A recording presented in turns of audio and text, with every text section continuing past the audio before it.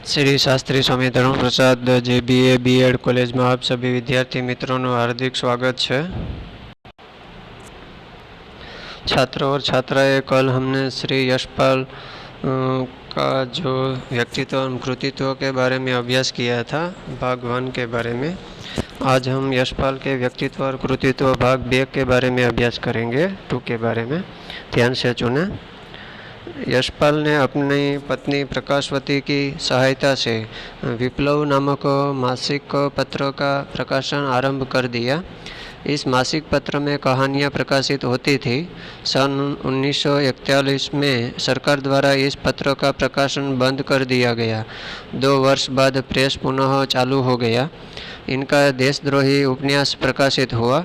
यशपाल जी के पिछले जीवन के रहन सहन और प्रारंभिक जीवन के रहन सहन से बहुत अंतर है। अनुमान लगाना सहज है कि इस व्यक्ति ने कितने संघर्षों का सामना किया होगा। એટલે કે જે યશપાલ જે अपनी પોતાની પત્ની પ્રકાશવતીની સહાયથી અથવા એના સહારાથી જે વિપ્લવ નામકનું જે માસિક પત્ર હોય તેમણે પ્રકાશનનો શરૂઆત કરેલું હતું। અને એ માસિક પત્રમાં એવી તો વાર્તાઓ જે કહાની પ્રકાશિત કરેલી હતી અને सन 1941માં એ સરકાર દ્વારા આ પત્રમાં એ પ્રકાશ બંધ કરવાનો પણ એલાન આવેલો હતો। અને પછી 2 વર્ષ બાદ પ્રેસ પુનઃ ફરીથી એમણે ચાલુ કર્યું હતું અને ત્યાર પછી દેશદ્રોહી ઉપન્યાસ એમણે પ્રકાશિત કરેલું હતું। યશપાલજી પાછલા જીવનનું જે રહન સહન અને પ્રારંભિક જીવન છે તેમનું રહન સહન ઘણું બધી બંનેમાં અંતર રાખેલું જોવા મળે છે। અનુમાન અથવા સહજ રીતે એનું વ્યક્તિત્વ છે તે કેટલો બધી સંઘર્ષોનો એમણે સામનો કરેલો હશે તે આના ઉપરથી સિદ્ધ થાય છે। विश्व शांति कांग्रेस के अधिवेशन में भाग लेने के लिए यशपाल जी ऑस्ट्रिया, स्विट्जरलैंड, रूस और इंग्लैंड की 5-6 बार यात्रा कर चुके हैं। रहन सहन में यशपाल शान शौकत के हामी रहे थे। साहबी लिबास में रहना, प्रतिदिन सेव करना तथा साहित्य की सर्जना करना, यही उनका अब सुव्यवस्थित और नियमित जीवन थे।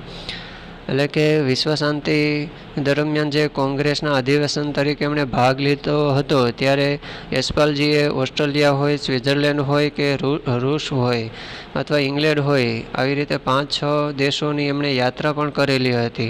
તેમના રહન સહન, જે રહેણી કહેણીને જે તેમને શોખ હતો તે બધું છે તેમણે પૂર્ણ કરેલું હતું।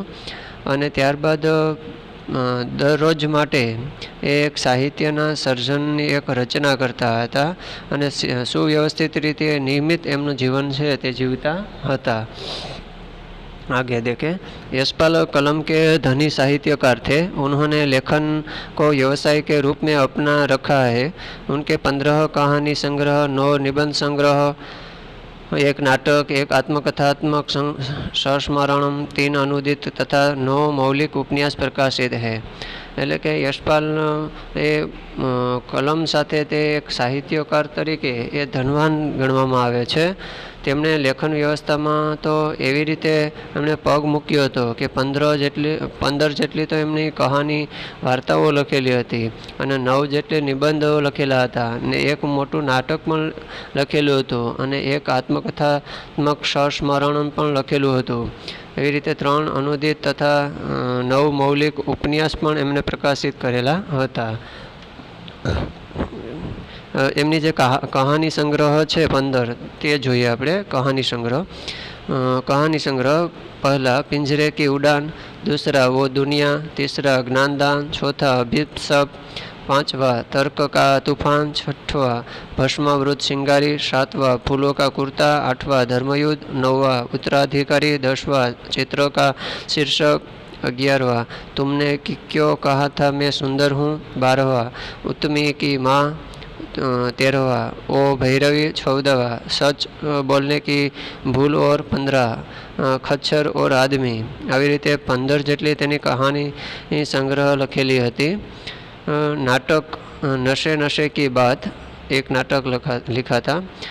1 आत्मकथात्मक संस्मरण, सिंहावलोकन 3 भाग, अनुदित उपन्यास भी 3 थे। पक्का कदम एक, दूसरा जुलेखा और तीसरा फसल। मौलिक उपन्यास भी 9 था, जो पहला दादा कामरेड, दूसरा मौलिक उपन्यास देशद्रोही, तीसरा मौलिक उपन्यास दिव्या जो हम पढ़ने वाले हैं, चौथा उपन्यास पार्टी कामरेड, छठवा उपन्यास मनुष्य के रूप, छठवा उपन्यास अमिता, सातवां उपन्यास झूठा सच 2 भाग, आठवां उपन्यास 12 घंटे और नवा उपन्यास अप्सरा का शाप। तो આવી રીતે જે કહાની સંગ્રહ છે તે 15 લખેલી હતી, એક નાટક લખેલું હતું, એક સંસ્મરણ લખેલું હતું, 3 જેટલા ઉપન્યાસ લખેલા હતા અને મૌલિક ઉપન્યાસ પણ 9 જેટલા લખેલા હતા। આવી રીતે તેમનું જે યશપાલની કલમ છે તે એક ધની સાહિત્યકાર તરીકે માનવામાં આવે છે। आगे देखें, यशपाल यथार्थवादी उपन्यासकार थे। उनकी लेखनी अविरल गति से लिखती रही थी। दिव्या उनका ऐतिहासिक सांस्कृतिक उपन्यास है। इसमें बौद्धकालीन इतिहास, तद युगीन समाज, सभ्यता और संस्कृति का अच्छा वर्णन हुआ है। इस प्रकार यशपाल जी एक सफल कहानीकार, निबंधकार और उपन्यासकार थे। એટલે કે યશપાલને યથાર્થવાદી ઉપન્યાસકાર તરીકે પણ ઓળખવામાં આવે છે। તેમની જે લેખની છે તે એટલે કે જેની કલમ છે તે અવિરલ ગતિથી તે ચાલતી આવે છે અને લખતા આવે છે। એમાં દિવ્ય ઐતિહાસિક ઉપન્યાસ જે છે તે એક સાંસ્કૃતિક ઉપન્યાસ તરીકે પણ માનવામાં આવે છે। બૌદ્ધિકકાલીન ઇતિહાસ તરીકે અને એક સમાજની દ્રષ્ટિએ, સભ્યતાની દ્રષ્ટિએ અને સંસ્કૃતિની દ્રષ્ટિએ તેનું વર્ણન કરવામાં આવેલું છે। અને યશપાલ છે તે એક સફળ કહાનીકાર અને એક નિબંધકાર તરીકે, ઉપન્યાસકાર તરીકે પ્રસિદ્ધ થયેલા છે। आगे देखें, यशपाल अपने क्रियाकलापों और राजनीतिक विचारों में ही नहीं, अपने दैनिक वैयक्तिक जीवन में भी वे क्रांतिकारी थे। वेदों में निषेध न होने के कारण मांस, मछली खाना, अपने युवा पुत्र के साथ बैठकर मदिरा पान करना आदि में उन्हें किसी प्रकार की हिचक नहीं थी। गोदान की तरह वह कन्यादान को उचित नहीं समझते थे। એટલે કે યશપાલ છે તે ક્રિયાકલાપો અને રાજનીતિક વિચારોમાં જ નહીં પણ પોતાની દૈનિક વ્યક્તિત્વ, જીવન વિશે અને ક્રાંતિકારી પણ એક હતા। અને વેદોમાં નિષેધ ન માનતા એક એવું પણ કારણ માને છે કે માંસ અને મછલી ખાના, अपना युवान पुत्र के साथ बैठकर मदिरा पान पण करવું એ આખું બધું જે છે તે એમને હિચક નહોતું જોવા મળતું। અને ગોદાનની તરહ कन्यादान પણ એ उचित मानता नहीं।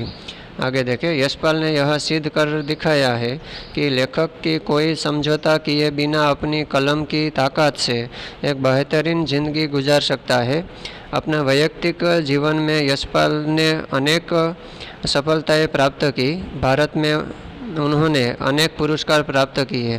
जनप्रतिनिधि लेखक के रूप में यशपाल ने आदर और नाम कमाया। निसंदेह यशपाल यश को पाने या उसका पालन करने वाले प्रथम श्रेणी के साहित्यकार और देशभक्त सेनानी थे। એટલે કે યશપાલે એવું સિદ્ધ કરી દીધું હતું કે એક લેખક તરીકે જ નહીં પણ એક કવિ તરીકે પણ એની કલમ છે તેની તાકાત એવી રીતે સારી હતી અને આખી જિંદગી એમણે એવી જ રીતે વિતાવી હતી। તેનું આખું વ્યક્તિત્વ, એનું જીવન છે યશપાલનું, તે એક સફળતાપૂર્વક એમણે પ્રાપ્ત કરેલું હતું। ભારતમાં એમણે એવા પુરસ્કારો પણ પ્રાપ્ત કરેલા હતા અને જનપ્રતિનિધિ તરીકે પણ, લેખક તરીકે એમનું યશપાલનું આદરથી એનું નામ લેવામાં આવે છે। નિસંદેહ રીતે જોઈએ તો યશપાલનું યશ જે છે તે આખા ભારતમાં અથવા આપણે જોઈએ તો સાહિત્યકાર તરીકે, એક દેશભક્ત સેના તરીકે પણ એનું નામ છે તે આગળ જોવા મળે છે। हाँ, तो छात्र और छात्राएं यशपाल के व्यक्तित्व एवं कृतित्व भाग 2 के बारे में भी अभ्यास पूर्ण किया। हमने यशपाल के व्यक्तित्व एवं कृतित्व जीवन कवन के भाग 1 और भाग 2 के बारे में हमने यहाँ तक अभ्यास किया है। अस्तु।